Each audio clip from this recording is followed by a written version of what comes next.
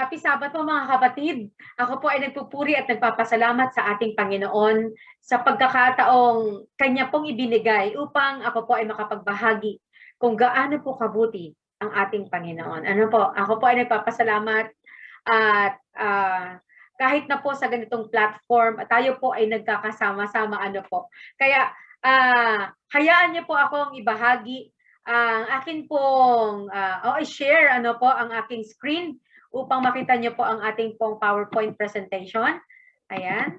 So, alam ko po nakikita niyo na po ano. So, ang ating pong title ng ating pong pag-aaralan ngayong umaga, ang aking i-share ngayong umaga ay pinamagatan ko po or I have entitled this with when faith is tested. Ano po. So, sino ba sa atin ang hindi nakakaranas ng pagsubok, ano? Sino ba sa atin ang maalwa ang buhay na parang ay wala lang ka-problema? 'Di ba po lahat po tayo? So ibig po sabihin nito, lahat po tayo sa iba't ibang way o kahit ano pa man sa status ng buhay po natin, mayaman ka man o mahirap ka man, lahat po ay nakakaranas ng problema. Ano po, lalaki, babae, may ngipin o wala, lahat hindi ligtas na hindi magkaroon ng problema. Kaya ito po ang tanong ko dito, no? So, papaano kung ikaw ay sinusubok, no? Bakit tayo sinusubok? Bakit nagkakaroon ng pagsubok? Ang dami-daming nagsasabi na God is good all the time. Every time that we are worshiping the Lord, lagi natin sinasabing God is good and God is good all the time and all the time God is good. Di ba po? No? Pero ang tanong diyan, when you are in the midst of trials, can we still say that God is good all the time? When faith is being tested, can we still rejoice? And can we still praise the Lord? Lord, thank you sa pagsubok na ito. Ganun ba? Well, sa human level, minsan nagtatanong po tayo, bakit ganun, Lord? Bakit naman ganun? Na sa dami ng mga nangyayari sa okay naman ako, faithful naman ako, nagtatapat naman ako, bakit ganon? So may mga bagay na talagang hindi natin maintindihan because His ways are higher than our ways and His thoughts are higher than our thoughts. So dito mga kaibigan, tingnan po natin kung ano po ang sinasabi ng ating Panginoon patungkol sa pagsubok sa lahat po ng ating mga pananampalataya. Ang key text po natin ay matatagpuan po natin sa James 1 verses 2 and 3, which reads, "My brothers, count it all joy when you fall into diverse temptations, knowing this, that the trying of your faith works patience." So, ibig sabihin dito, sinasabi na, ito na nga po yung sinasabi ko sa inyo, no? Count it all joy. Paano ka magiging masaya kung ikaw ay sinusubok? Ano po? At hindi lang yan, ang sabi po nito, when you fall into diverse temptations, ibig sabihin, kung habang dumadami pala ang problema, dapat tayo maging maligaya. Dapat daw tayo ay nagre-rejoice. No? Bakit? Bakit yan? No? Dami, patong-patong na ang problema from one problem to another. No? Parang gusto ng ating Panginoon na tayo po ay patuloy na magpuri sa Kanya. Count it all joy. Tayo ay maging masaya. Why? Because ang sabi niya dito, dahil alalahanin ninyo, no? Knowing this, dapat malaman ninyo na kung kayo ay sinusubok at kung kayo ay under weather na sinasabi, kung kayo ay nasa pagsubok, tayo ay sinusubukan sa ating pananampalataya, it works patience. Paano ba mag-work ang patience? Ibig sabihin nito, tinutulungan tayo ng ating Panginoon into molding our character. Di ba po? No? Pero, yun na nga po ang sinasabi ko dito, walang ni isa man sa atin ang ligtas na hindi magkakaroon ng problema. Hindi sa atin ligtas, kahit sino man sa atin ang magsasabi na hindi ko naranasan ang liliglig, ano po. Talagang susubukin talaga ang ating pananampalataya. Naalala ko yung sinabi sa Deuteronomy 8, na ang sabi niya doon, na ang tinitingnan dito ng ating Panginoon ay ang laman ng ating puso.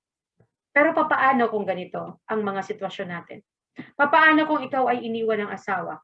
Papaano kung ikaw ay binitray ng iyong kapatid, ng iyong pamilya? ng iyong kaibigan, ng iyong boyfriend, ng iyong mahal sa buhay? Papaano kung sudden ang pagkamatay ng ating mahal sa buhay na hindi natin ito ine-expect? Papaano kung dumarating na sa point na talagang hindi na natin kayang lahat na nangyayari sa buhay po natin? Sa akin nangyari po yan, mga kaibigan. Kung gaanong kahirap, naranasan ko yan, mga kapatid, kung gaanong kahirap na ikaw ay ginugulpe, binubugbog ng asawa, nabababae ang asawa, financially, emotionally, verbally abused, no? Abandoned.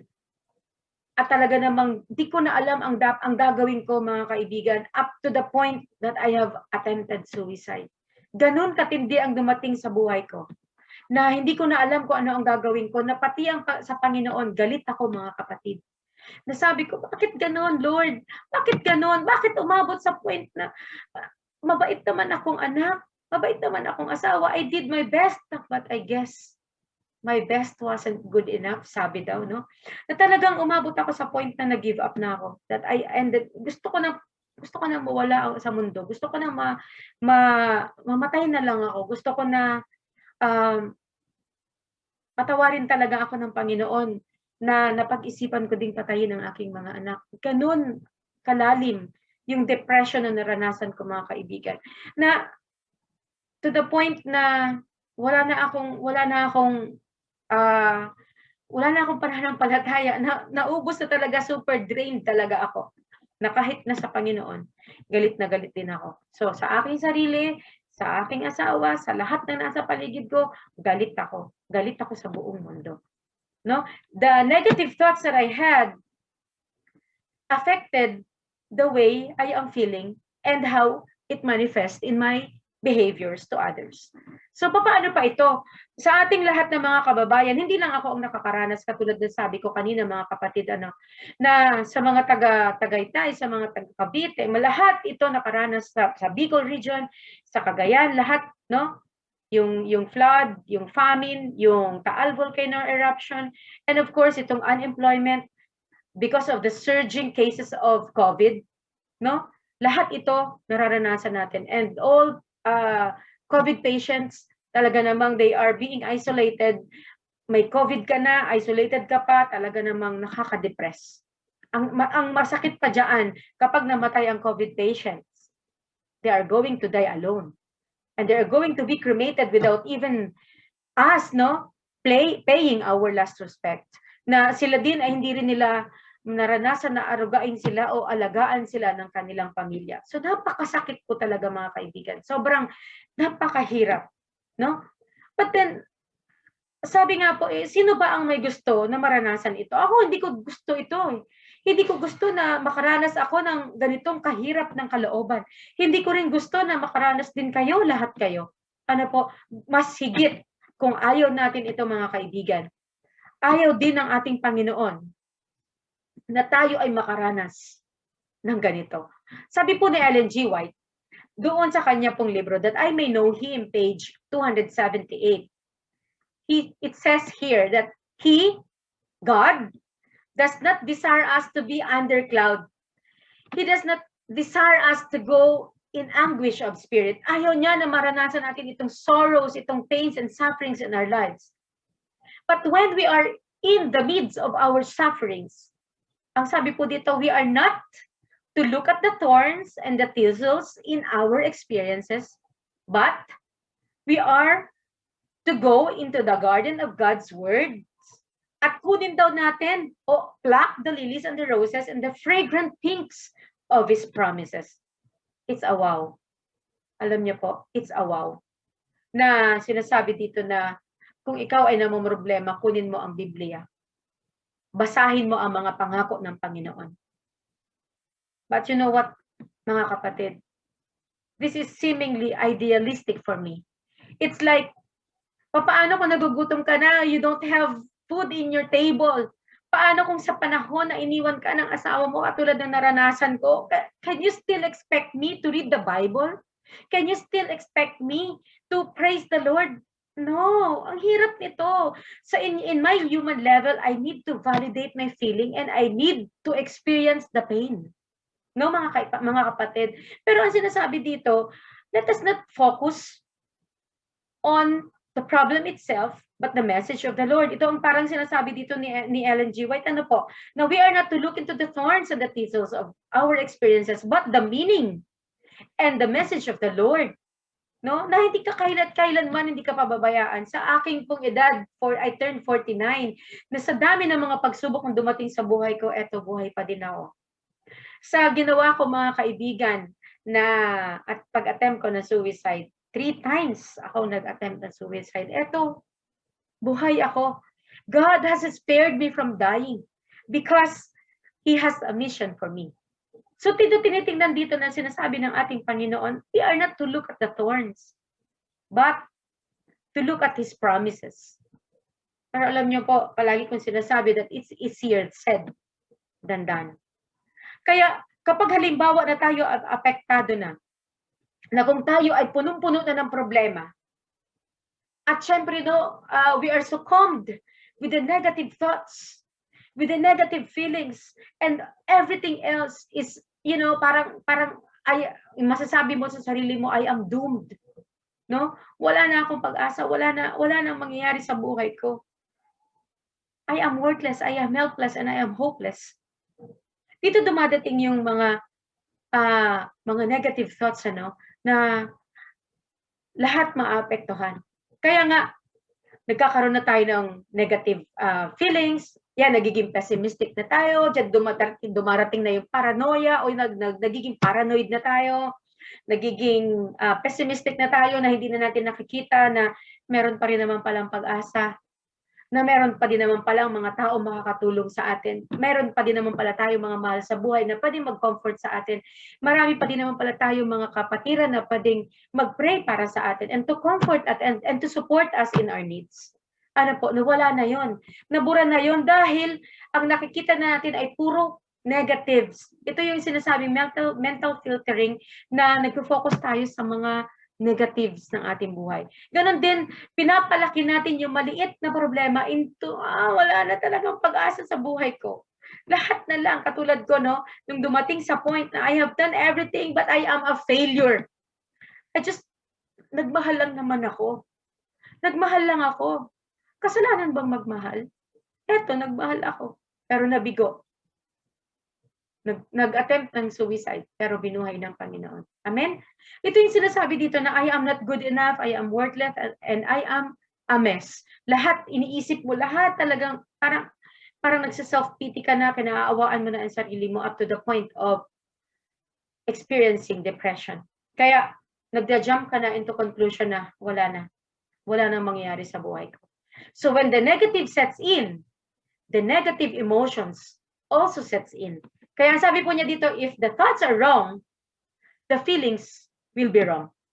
And the thoughts and feelings combined make up the moral character. So ang nangyayari dito mga kapatid, kapag daw mali ang ating iniisip at kapag tayo daw ay punong-puno ng mga negative thoughts, yung ating feelings din ay nagiging negative. At kapag ito ay nagkaroon pa ng tandem, ang lumalabas diyan, nagiging pangit na din ang ating ugali. Kaya meron dyan mga irritable, meron dyan mabilis na magagalitin, marami dyan na hindi namamansin, marami dyan na mga matatapang, marami dyan na talagang wala nakikita, puro galit sa mundo. Ano po? It is because of the negative feelings and the negative thoughts. Because of what had happened to them. Hindi rin natin sila masisisi, mga kaibigan. Pero sa ating mga Kristiyano, ang sabi po dito, when you decide that as Christians, you are not, if you decide, inisip natin sa ating sarili, no, I am not required to restrain my thoughts and feelings.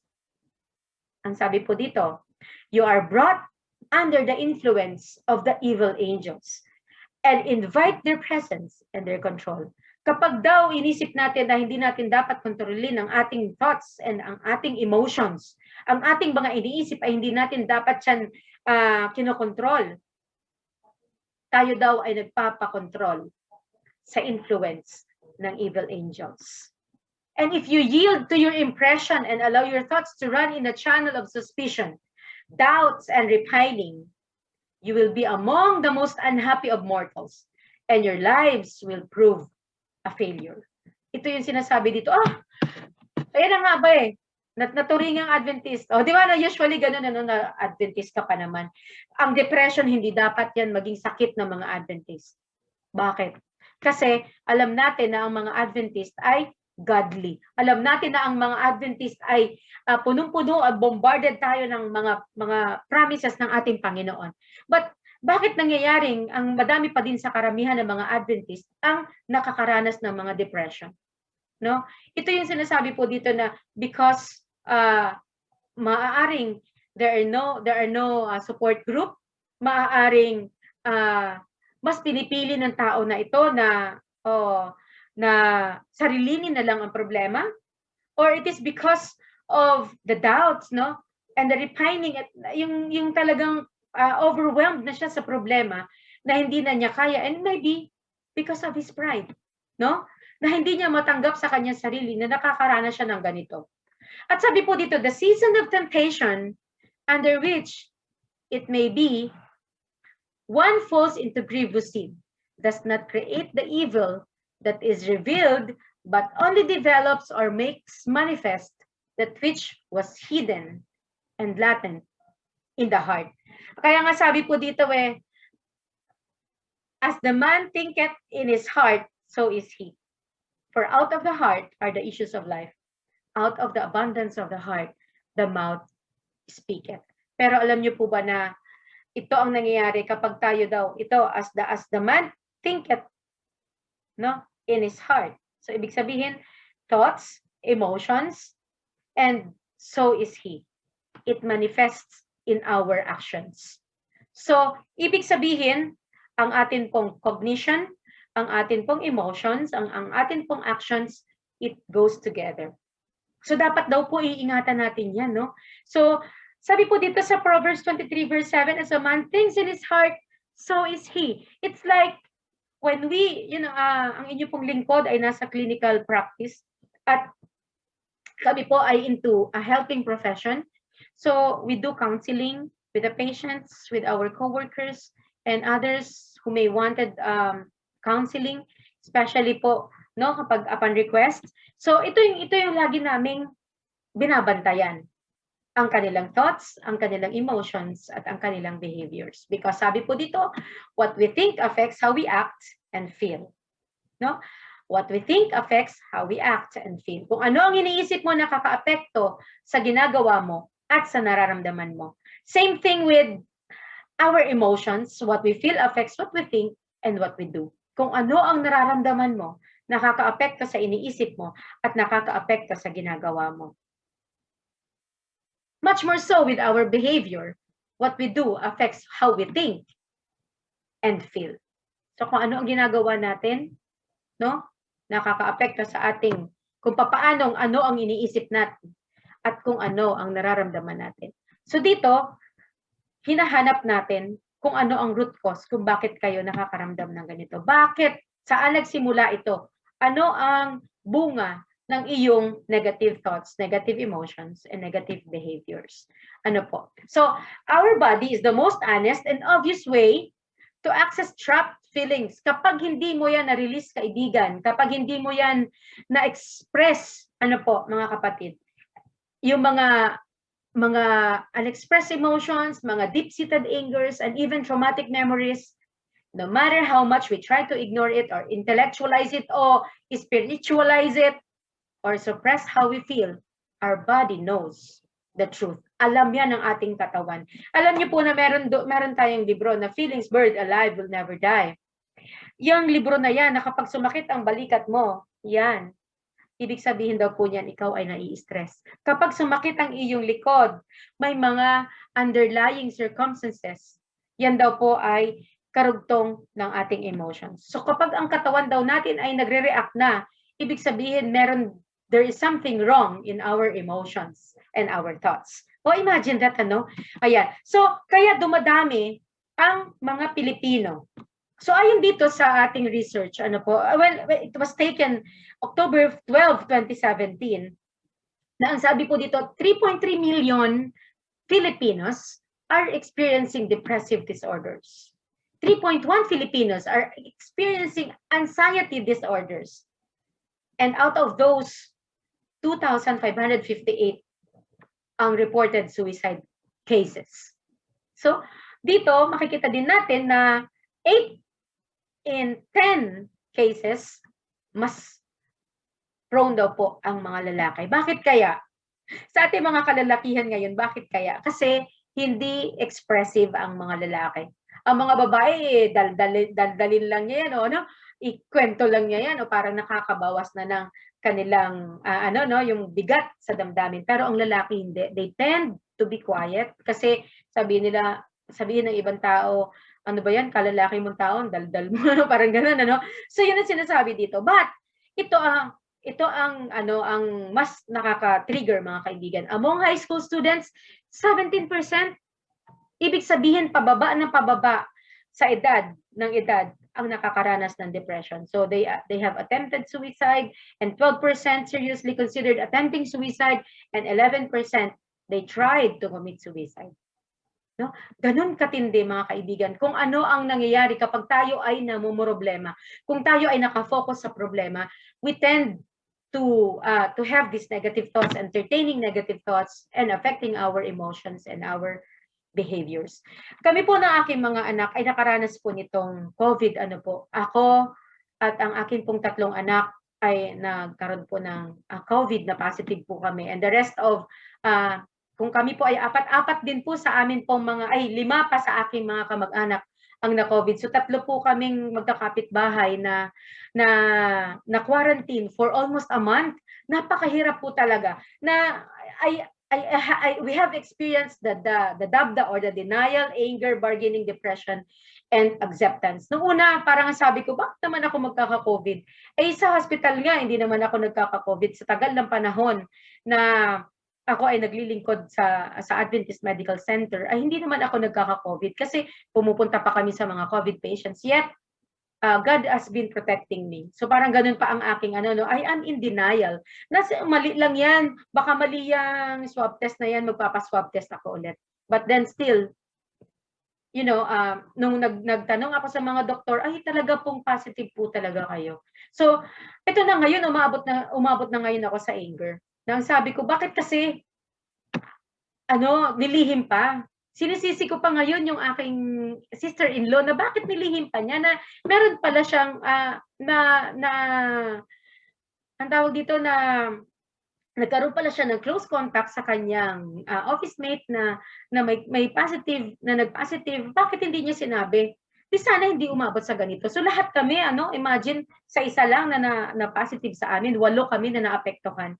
So ganun so habang tumatagal, sabi ko sige na nga, so total nandito na rin naman ako. So nasa bargaining na ako, Lord, tulungan mo ako na magawa ko ang lahat ng mga bagay. Sige, mag-work from home na lang ako, ganun. So gagawin ko na lang yung mga assignments ko, gagawa na lang ako ng mga sermons, gagawa na lang ako ng mga lectures na para diyan po sa hospital, ganun. Pero alam mo, as the days went on, kahit nakaharap ako sa computer ko, kahit nakaharap ako sa laptop ko, walang pumapasok sa isip ko. No? Gusto kong gumawa pero hindi ko magawa. Gusto kong mag-isip pero as in blanco ang isip ko. I want to work but I cannot just do it. So ito yung dumating sa point na ayoko na. I was so depressed and I was crying. Lord, ito na siguro yung nararamdaman ko na bakit ganito? Ang dami namin, lahat kami. But you know what? God has showed me that yung mga kapitbahay namin, tinulungan kami. Hindi man kami makalabas, may mga dumadating na ulam ng pagkain, ng supply. Kumakatok lang dyan sa pintuan, iniiwan na nila dyan sa amin, sa labas ng bahay namin, yung naiiyak ako kasi napakabuti ng mga kapitbahay namin, mga kaibigan. Alam niyo po yun na naramdaman ko na hindi kami pinagkulang ng Panginoon. Na alam ng Panginoon ang mga pangangailangan namin. God supplies everything. Tapos may mga kaibigan kami na nagpadala sa amin ng financial assistance para sa the whole month na nagstay kami sa bahay. Talagang sobrang naramdaman ko kung gaano ang providence at pagmamahal ng Panginoon. Kaya sabi ko, Lord, if you are allowing me to rest sa dami ng mga ginagawa ko, nagba-vlog pa ako, meron pa akong consultancy, meron ako nagtuturo ako, tapos ito sa chaplaincy and all, tapos meron pa akong way more. Sabi niya, Wani, magpahinga ka naman because you are spreading yourself too thin. Asa na ngayon ang self-care mo? And the reason why you are sick, it is because you are neglecting the health message. Because you are not sleeping well, because you are eating a lot, dahil nga sa kaayawan mong maantukin ka while you are doing your sermons and your lectures, you are defiling the health laws. Nakakalimutan mo na ang aking mensahe, no? Naalagaan mo din ang iyong sarili. It is not all about sharing the gospel, but also the health message of God. Doon ko na-realize na, oh nga Lord, sorry naman, patawarin niyo naman ako. At doon, umabot ako sa point ng acceptance na what we did is to focus on worshiping, staying with my children, parang spending quality time with them, it's parang binalik ko yung mga na-lost times ko sa kanila. We've just enjoyed together kahit na alam namin na ano. Tapos inalis namin, parang isinet aside namin yung pagiging COVID positive namin, but we focus on singing, we focus on praising the Lord. Doon, nabago yung aking, parang gumaan ang aking ang burden na kami ay na COVID positives. Tapos ang dami mga kaibigan, sila attorney June Sumagaysay, talagang araw-araw nagbe-message sa akin, how are you? We are praying for you and our brethren, our relatives, our loved ones and friends. They are all praying for us and they prayed for us. At ganun din, talagang napakabuti ng Panginoon. Na pagkatapos po naming maswab, na ma-reswab, ay nag-negative na kami. And I truly praise the Lord na talagang siguro nga, may talagang, kung titingnan po natin, mga kaibigan, we really need to focus on the positive sides of every situation that we are having. So napakabuti talaga ng Panginoon. So ang tanong dyan, why God sends trials? Bakit nga ba? Bakit nga ba? So sabi dito, those who are self-sufficient to be sorely tempted that they may understand their helplessness. Ito yung sinasabi dito na, kaya ko na yan, lahat ng mga problema kaya ko yan kasi ako ay matatag na sa pananampalataya. Wala nang makakatinag sa akin. Be careful that you are standing firm. Be careful not to fall. Ito yung sinasabi dito sa 1 Corinthians 10:12 na dapat daw mag-iingat tayo sa ating sinasabi, sa ating stand, na kung tayo ay matatag na sa pananampalataya. At baka naman iisipin natin na hindi na natin kailangan ang ating Panginoon. That's the time that God is going to allow us to experience our helplessness. That we are going to see, ayaw nga, Lord, pasensya na po, talagang nakalimutan kita. Sometimes it is really happening to us. Di ba po? Ayan. The trials to which Christians are subjected in sorrow, adversity, and reproach are the means appointed of God to separate the chaff from the wheat. Our pride, selfishness, evil passions, and love of worldly pleasures must all be overcome. Therefore, God sends us afflictions to what? To test us and prove us and show us that this evil exists in our characters. So dito tinitingnan ng Panginoon, oy, teka lang, mukhang ikaw ay nagiging proud na. Teka lang, mukhang ikaw ay nagiging mataas na. Teka lang, ha? At ikaw itatapikin ko muna para malaman mo na andito ako. Hindi ba po, no? Parang gano'n, ano yung experience niyo po ba yan, mga kapatid? No? Sa pangalawa po, it is to humble ourselves and to test us, to see what's the content of our hearts, because God sees our hearts. Kaya nga sabi dito, nabanggit ko po ito kanina, Deuteronomy 8 verse 2, remember how the Lord your God led you all the way in the wilderness these 40 days. Kami, 30 days, no? God has sent us into wilderness, hindi pa nga wilderness talaga yung pagtitingnan natin, to humble us and to test us kung ano ang content ng ating puso. So whether or not you would keep His commands, ikaw ba ay patuloy na magiging tapat sa Panginoon? Ikaw ba ay patuloy na magpupuri sa Panginoon. And of course, ito nga, no, to humble us and to test us. Sabi po dito, afflictions, crosses, temptations, adversity, and our varied trials are God's workmanship. To what?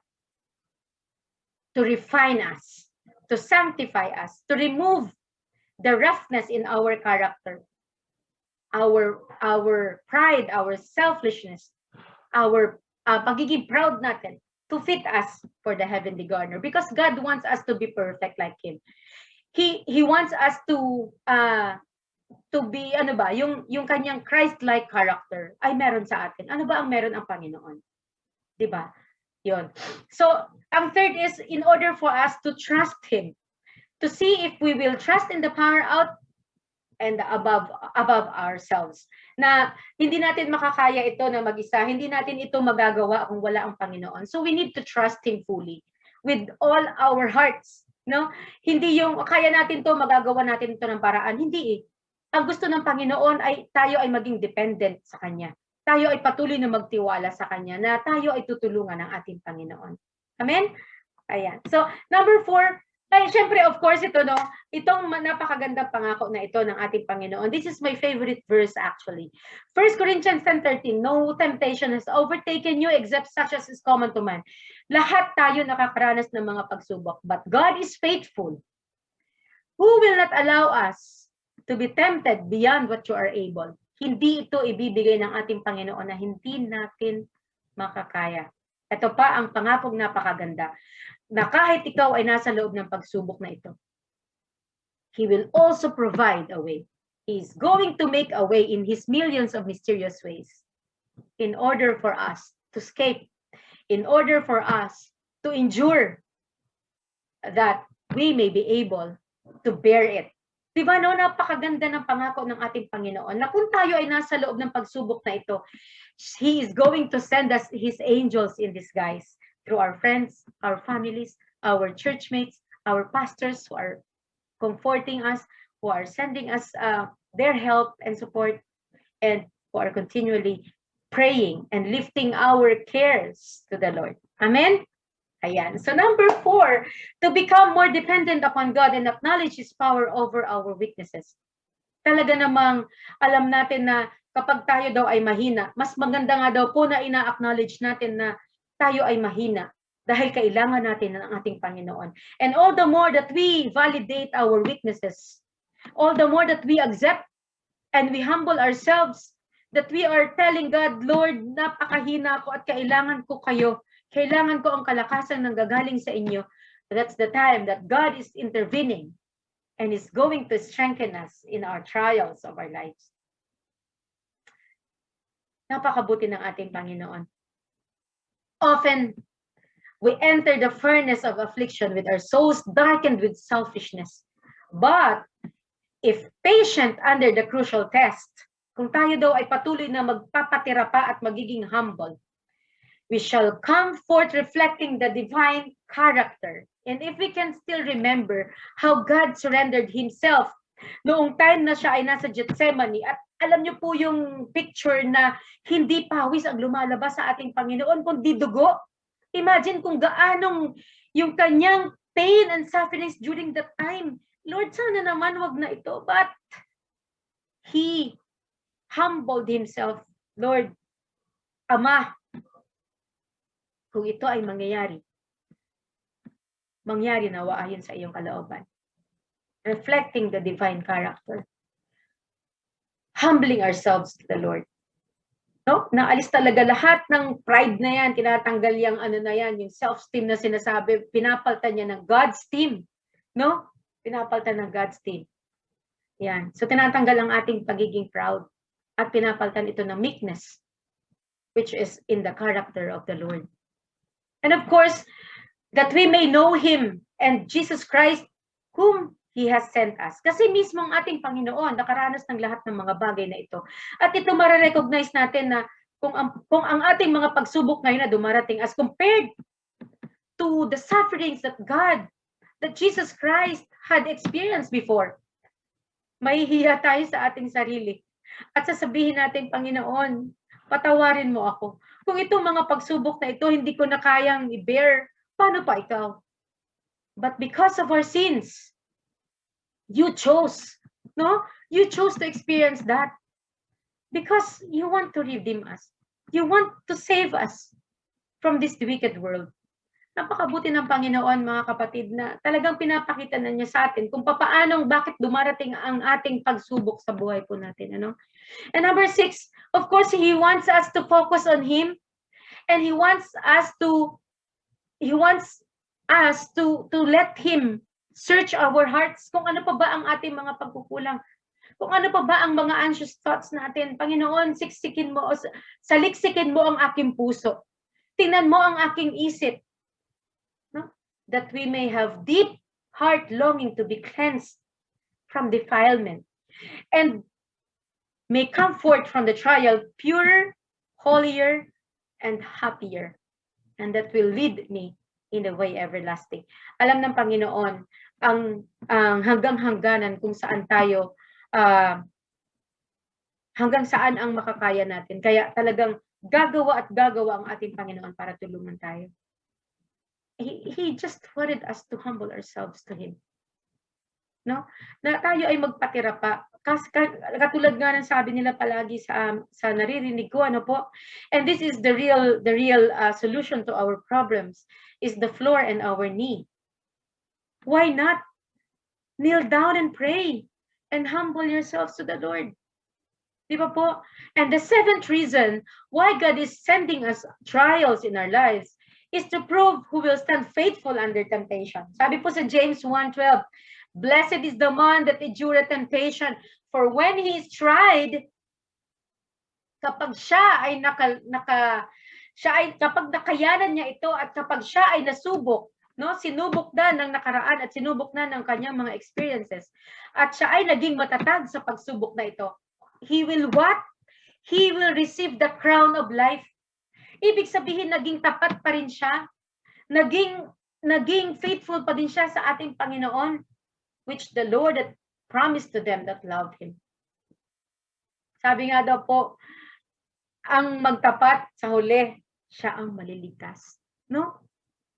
Ito yung mga reasons why God is allowing us to be under furnace. No?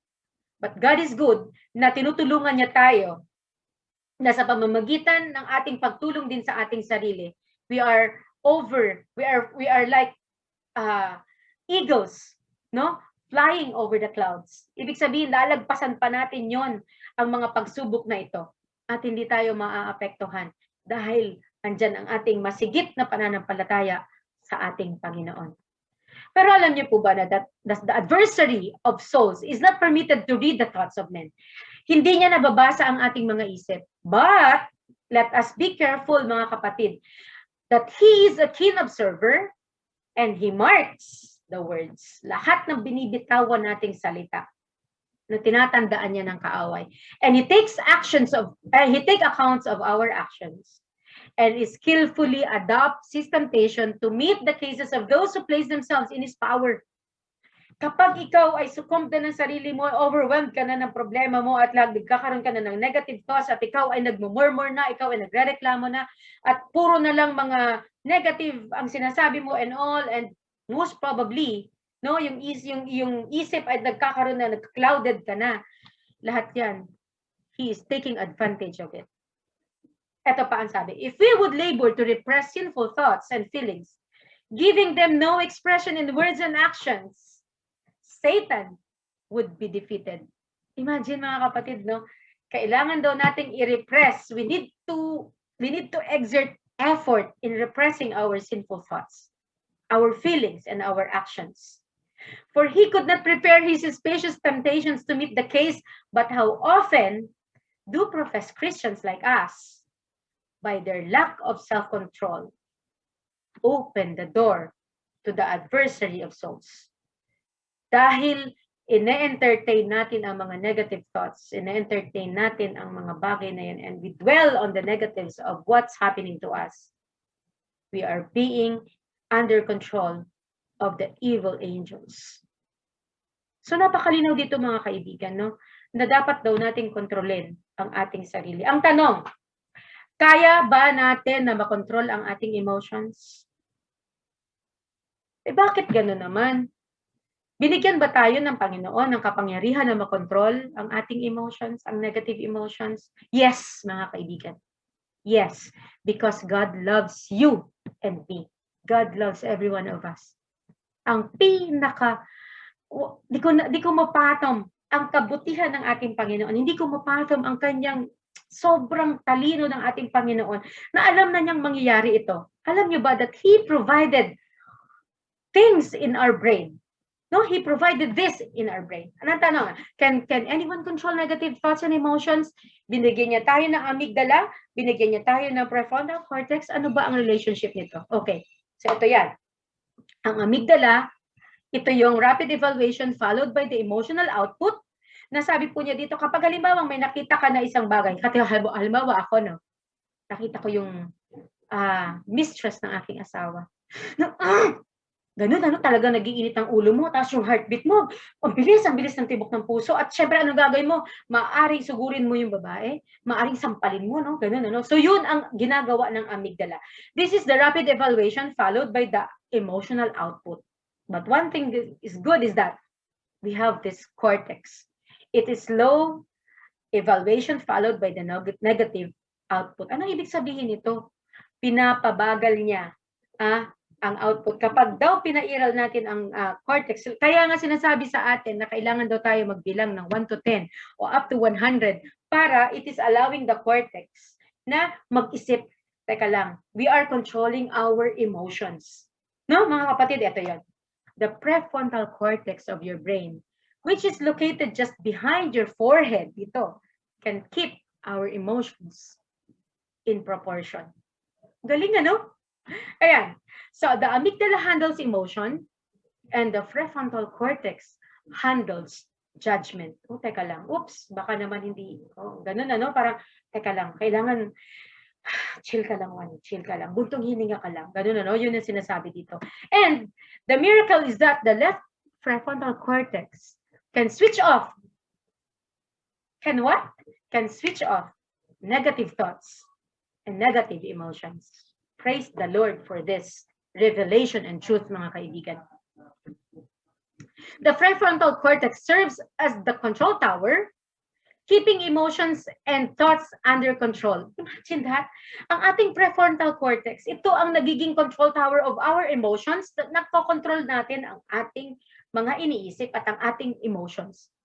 Pero kapag tinutulungan daw natin ang ating prefrontal cortex, and by controlling such, a person helps the prefrontal cortex get the upper hand over the amygdala. These emotions, no, na mabilis yung action ng ating kamay because of the amygdala, so that no one can have control, so that one can have control over how they react to negative thoughts and feelings. So ngayon, mga kaibigan, ang tanong ko sa inyo, wala bang ginawa ang Panginoon para matulungan tayo na makontrol ang ating negative thoughts and emotions? Wala na tayong dahilan para sabihin natin hindi natin kaya. Dahil binigyan tayo ng pagkakataon na malaman ito, mga kaibigan, that God has put something in our mind, in our brain, that can help us control our negative thoughts and emotions. Kaya, therefore, there is no excuse to every one of us, to any person, not to control our negative emotions and negative thoughts. And we will not be under the control of the enemy. Praise the Lord! Amen! Amen ba dyan, mga kapatid? Ayan. So, let us build this capacity that I can't do it. No, ilagay natin sa ating sarili, sa ating puso, sa ating isip, that I can do it. No, alisin natin yung mga isip na yan na hindi natin kaya, suko na ako. No! Palta natin ito, mga kaibigan, ng pananampalataya sa ating Panginoon, that God has given us this prefrontal cortex, that we can do it, no? Ayan, we can do it. Alright? So, when trials come, ito, mga kaibigan, no, sabi po niya dito, when trials come, remember that they are sent for your good. For our good, for my good, for your good. When trials and tribulations come to you, know that they are sent in order that you may receive from the Lord renewed strength and increased humility. Ano ulit yun, mga kaibigan? Basahin niya po natin. When trials and tribulations come to you, know that they are sent in order that you may receive from the Lord of glory renewed strength and increased humility, so that he may safely bless you, bless us, bless me and you, and support and uphold you in faith and with a hope that maketh not ashamed, lay hold of the promises of God. No? Napapakabuti ng Panginoon, mga kaibigan, na pagkatapos kong maranasan ang lahat ng mga pagsubok sa buhay ko na napagdaanan ko, alam kong mahal na mahal ako ng Panginoon. Alam niyo po ba na yun ang naging turning point ko kung bakit ako naging Adventist? Because during that time that I was trying to attempt suicide, that's the time that when my brother, Kuya JB, who is an Adventist, he asked the brethren to kneel down and pray for me, and God answered the prayers of the faithful. And here I am, mga kaibigan, mga kapatid. I was spared from dying. And from then on, sabi niya, seek God as your refuge. Seek God as your strength. Because we can never do this alone. And dahil dyan, I offered my life to Jesus. I asked for forgiveness for doing such. At ganun din, sinabi ko sa aking sarili, sinabi ko sa aking Panginoon, Lord, this life that I borrowed from you, binabalik ko ito sa iyo. Tulungan mo ako, Panginoon, na maging pagpapala sa ibang tao. Tulungan mo ako, Panginoon, na maging blessing sa ibang tao as you have blessed me. Tulungan mo ako, Panginoon, na ang naranasan kong ito ay maibahagi ko sa iba. Nang sa gayon ay magkaroon ako ng pagkakataon na maibahagi ang pag-asang meron sa iyo, Panginoon.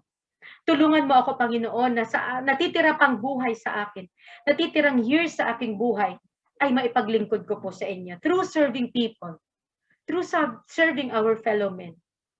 At ganun din, mga kaluluwang maihahatid ko sa iyong paanan, Panginoon. Alam mo, umiiyak ako when God answers, my dear daughter, I am with you always. Alam niyo, mga kaibigan, when we surrender ourselves to God, when we humble ourselves to God, when trials comes our way, ito lang ang lagi nating sasabihin at tatandaan, walang hindi makakaya kung si Jesus ang kasama. Alam niyo po na kahit anong ginagawa ko, Lord, tama ba itong ginagawa ko? Tama ba itong iniisip ko? Tama ba ito? Lord, tulungan mo ako sa aking decision making. But yun, talagang napakabuti ng Panginoon. In every way, in all ways, and everything that we do, if we are continually focusing on the Lord, and we are going to focus and dedicate all the things that we are doing, all the endeavors that we are doing for His glory, tayo ay pa-prosper ng ating Panginoon. And one thing good is that when trials that comes our way, ano ang sabi? Remember that they are sent for our good. And when trials and tribulations come to you, know that they are sent in order that you may receive from the Lord of glory renewed strength and increased humility, so that He may safely bless you and support and uphold you. And in faith, with a hope that maketh not ashamed, lay hold on the promises of God. That is going to make things beautiful for us, is going to help us in the trials that has come our way. Kaya ito ang sabi niya, my brothers, count it all joy when you fall into diverse temptation, knowing this, that the trying of your faith works patience, because God is going to make things beautiful in His perfect timing. God bless us, everyone. Happy Sabbath po.